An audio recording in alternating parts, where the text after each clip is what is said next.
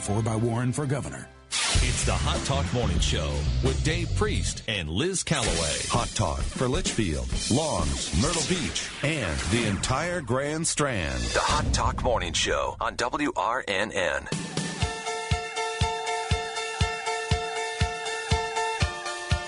.937, it's Hot Talk 99.5, the day before primary day, 2018, because we got the midterms coming up here in November. So that means we have a lot of people going to be heading to the polls tomorrow, and a lot of people looking for your votes. In the studio with us right now, yet another looking for your vote. 7th District Congressman Tom Rice joining us in studio. Congressman, thanks for being here. Appreciate it. Hey, Dave. Hey, Liz. Always a pleasure to be with you. I looked up at the schedule, and I saw that you were here. I thought, well, of course, you'll be calling in, but you're in town, so I appreciate you making the time for us here today. Yeah, we're making the rounds this morning. We had an event earlier this morning and headed over here. Got a couple more things today. Well, fantastic. You know, Congressman, I think you're the only candidate I've ever met that actually loves this part. You know what? I do. I can't tell y'all how much I appreciate you allowing me to speak to my constituents and tell them about what we're working on and some of the good things that are happening in the country and in the district. Because, you know, too often you hear so many negative things, and there are a lot of positive things going on right now. Well, share with us some of your accomplishments. You know, people are going to the polls tomorrow. Well, yeah. I mean, there's a lot of, first of all, tax reform. You know, I was the only tax lawyer sitting in the room when we wrote the tax bill. And look what's happened. I mean, 2 years ago, we had 1.8% growth in the GDP, and our unemployment rate was too high. And now, you know, we've almost doubled our GDP growth. That means millions more jobs. We're setting records every month that goes by, and the jobs created. We got 3.8% national unemployment, 4.2% in South Carolina, record low African-American unemployment, people coming back into the workforce, getting off of Social Security disability, getting off of food stamps. I am so proud of that bill and what it's done to our economy. Record business confidence, record consumer confidence. It's just a wonderful thing. And then locally, we've got the Dillon Inland Port is open now. It's already created 1,100 jobs. It'll be thousands more in the next 5 years right in the middle of three of the poorest counties in South Carolina. People talk about the corridor of shame and those three counties being so poor, and we're doing something about it. This is the most bright thing, most uplifting thing that's happened to those counties in 40 years. We got sand being put on the beach right now, beachfront renourishment, to help our tourism jobs here. We've got houses being rebuilt in Marion and Horry counties out in the Bucksport area that were flooded out during Hurricane Matthew. We've got, you know, the permit for I-73. We're in the middle of a lawsuit with the Coastal Conservation League right now, but I hope we're digging and moving dirt on that road here in the next couple of years. There are so many. You know, downtown Florence is being revitalized with historic tax credits that we helped to get. The Timmonsville water system has been taken over by Florence with help that we got for them. The McCall water system, we got a grant for them, though. The county railroad here in Horry and Marion counties, we got a grant to help them get reopened. So many very positive things happening in our country and in our district. And a couple more, you know, small balls that are in the air right now that are being juggled. NAFTA, you know, NAFTA is being rebalanced to help the American middle class. You actually went down to be part of that conversation. I've been to Montreal for the Canadian talks and to Mexico for the Mexican talks. And, you know, there's a little bit of an impasse, hence steel tariffs. But guess what? We're making progress, and I think we'll be making announcements on that soon. This little thing in North Korea. Now, I can't claim to have anything to do with that, but, you know, that's a very positive development. If we can get those people to denuclearize, to come up with a plan to do that and bring them into the international fold, it'll make the world and even our country a much safer place.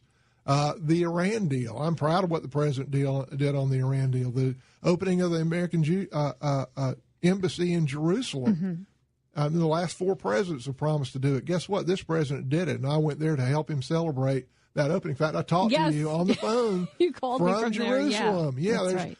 So many, you know, the Chinese trade problems. I mean, since I've been a child, I've been hearing about how the Chinese steal our intellectual property and take advantage of us on trade. Trade is one of the reasons why the American middle class hadn't grown in 40 years and why they make about the same money as they did in 40 years. But that's going up now. The last 2 years, wages are rising. Mm-hmm. And and we see the steel mill coming back to Georgetown. Absolutely. So I certainly support the president. Every president since I was a child has talked about the need to adjust with China. This president's doing something about it. I sit on the Ways and Means Committee. We deal with trade. I am very happy to support him. There are a lot of very positive things happening. Immigration. We're making some real progress on. Well, let me ask you about that, because that's the fight that's going on right now. The conservative wing of the House is fighting with the more moderate wing of the House as far as immigration is concerned. What are the two sides fighting about, and is there going to be something that's going to be able to be agreed to here? Well, what I think pretty much everybody agrees with is that we've got to have some kind of resolution of this DACA issue for the dreamers, quote unquote dreamers. But we also need to stop the flow of illegal immigration.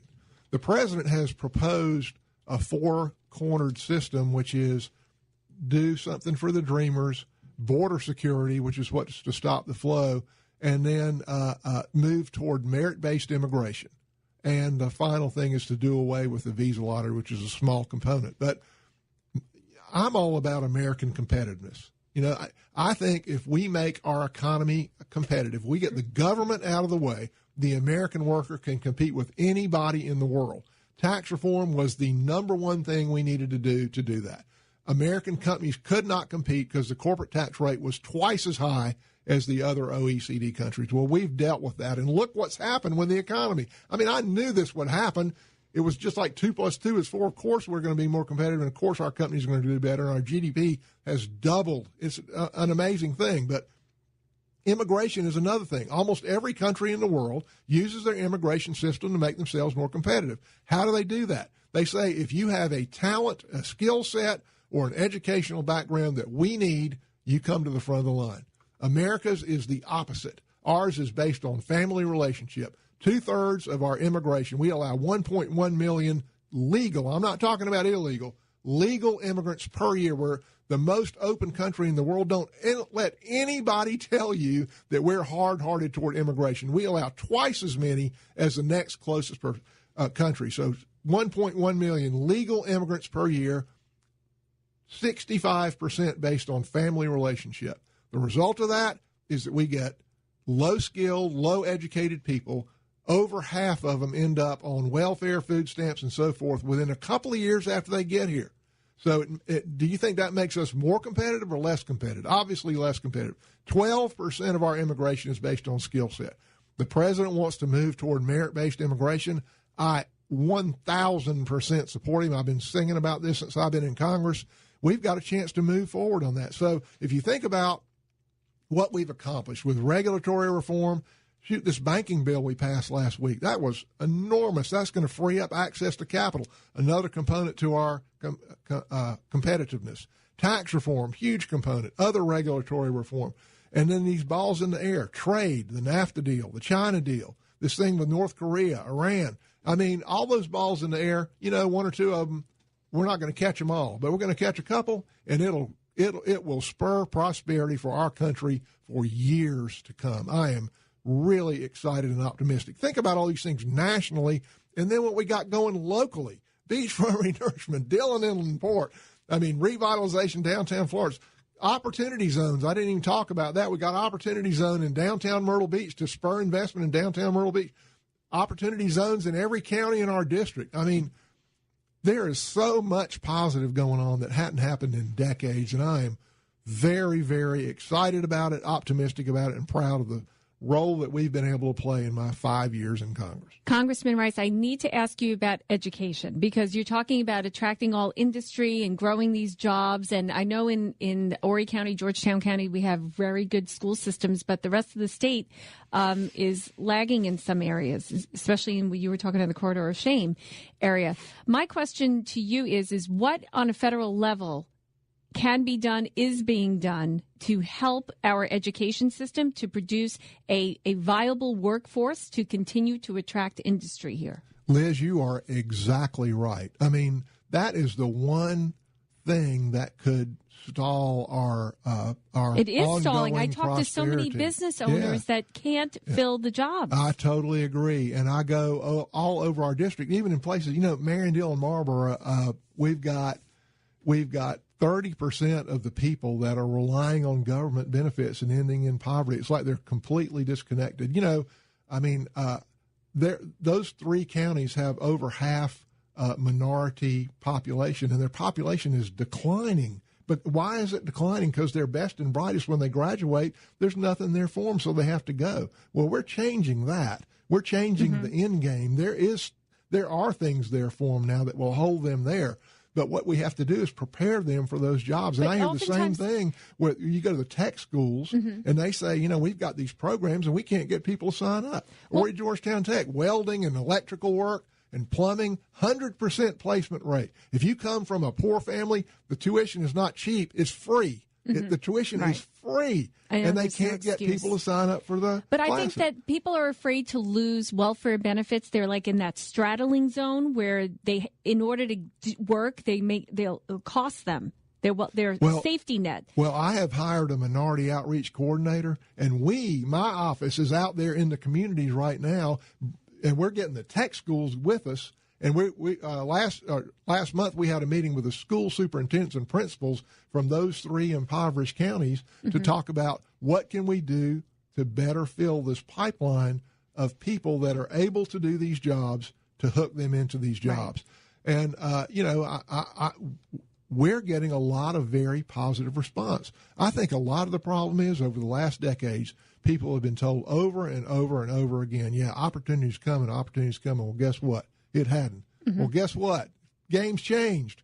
Opportunity is here, and we've got to prepare our people to take advantage of it. And I think that they're going to see that it's here, and we have to tell them, we have to explain to them, we have to show them that America is a land of opportunity. That's my favorite nickname for America. But it's not just for some people. It's opportunity for everybody. And we're putting these things that we're talking about, the Dillon Inland Port, the beachfront renourishment, I-73, all these things factor into it. All of them create opportunity. But it's not talk. It's real. It's real. The Dillon Inland Port is open right now. The thing is being put on the beach right now. Downtown Florence is being revitalized right now. And I-73, we got a lawsuit going with the Coastal Conservation League. Of course. As soon as I can get past that, we will do our doggoneness to get the funding, and I think we will, and I think that we'll make that real before you know it. But there's roads all over this district getting ready to open. International Drive, the extension of Highway 31, the 4-lane and the 707. All these things it's not talk. It's real. Positive things are happening. 3.8% national unemployment, 4.2% unemployment in South Carolina. Some of the counties in our district, their unemployment rates have already been reduced by 40%. It is an amazing thing to be a part of this, to talk about it on the front end before you get elected, and then to see it all coming to fruition. It is certainly a heartwarming experience to see it affect people's lives. So often we hear about negative things, but guys, just look around. There is so much positive happening. Congressman, we appreciate your time this morning. We got to run, but he's running for his job, the 7th District Congressman primary tomorrow. Come out and vote tomorrow morning. I'll tell you, that's one of the hard parts about being in the House of Representatives. You got to run every 2 years. You're always running, yes. Basically, the day you get sworn in, you're running again for the next term. So, absolutely. I do so appreciate your support. So honored to represent you. Hope you see we're following through on what we said. My nameplate on my desk says jobs, jobs, jobs, and 20,000 jobs in our district since I've been in Congress. Very proud of what we've accomplished. Honored to represent you. Tom Rice, 7th District Congressman, looking for re-election tomorrow on primary day. Thanks for coming in. Good luck tomorrow.